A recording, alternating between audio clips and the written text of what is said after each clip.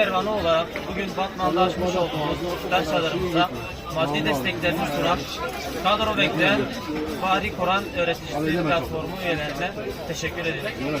Rabbim kendilerinden razı olsun. Kendilerini en kısa sürede kadrolu bir şekilde toplumun içinde görmeyi nasip etsin.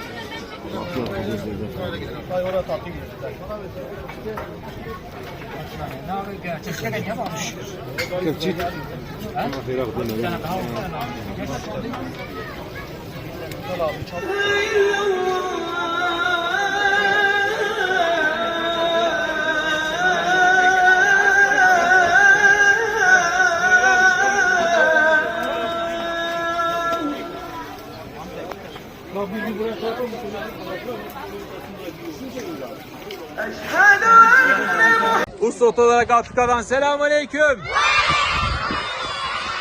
11 ayın sultanlığı, rahmet ve bereketi olan mübarek Ramazan-ı Şerif'in son günlerini idrak ettiğimiz bu günlerde yine Kur'an-ı Kerim talebesi kardeşlerimizle, kız kardeşlerimizle rengarenk cıvıl cıvıl iftar sofralarındayız.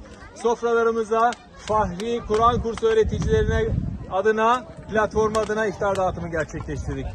Afrika'dan Cumhurbaşkanımız Recep Tayyip Erdoğan'ın Fahri Kur'an kursu öğreticilerine kadro vermesi duasıyla kardeşlerimizden dua alıyoruz. Bismillah. Bismillahirrahmanirrahim. Rabbana atamim lana nurana ve gafir lana. İnneke ala kulli şeyin kadir. Rabbana atina dunya hasana ahirete hasana azaban nar. Selamun alel murselin. Elhamdülillah Rabbil alemin. Amin. Rabbim kabul eylesin.